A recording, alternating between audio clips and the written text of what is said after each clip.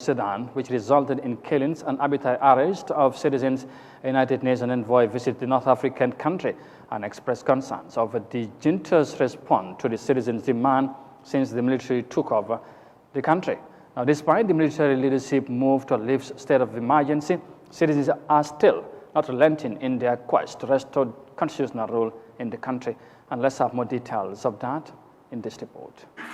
This is the second visit by Adama Ding to Sudan since he was appointed a special expert by the UN High Commissioner for Human Rights in November 2021. He met with Sudan's Sovereign Council, politicians, civil society and diplomats to follow up on outcomes from recommendations he made in his previous visit in February. I flagged my deep concern at the human rights violations documented since the coup.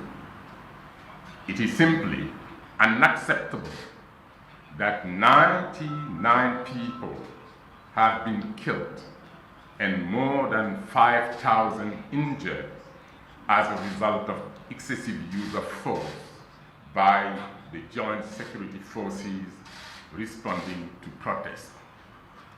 I also raised my concern at the arbitrary and mass arrest and often incommunicado detention of resistance committee members, protesters, activists, media professionals, and others in the context of protests. Deng is expected to prepare a report for a meeting on Sudan on June 15 during the 50th session on the Human Rights Council. So far, the military leaders have lifted the country's state of emergency in an effort to build trust with civilians. But violence against protesters reared its ugly head again last week. The death toll, according to officials, has reached 100 protesters since the coup.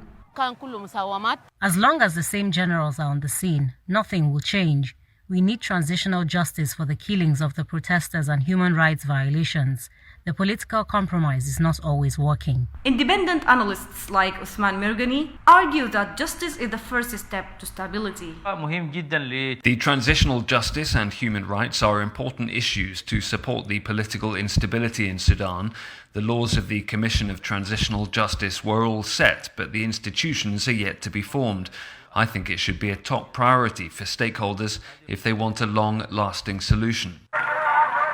Sudan has been given a 2-week deadline to solve its political crisis, failure to which international aid will not be restored. Direct talks between military and civilian leaders are expected to start this week, after 7 months of dispute. Many Sudanese people are hoping the talks will pave the way for a sustainable political solution.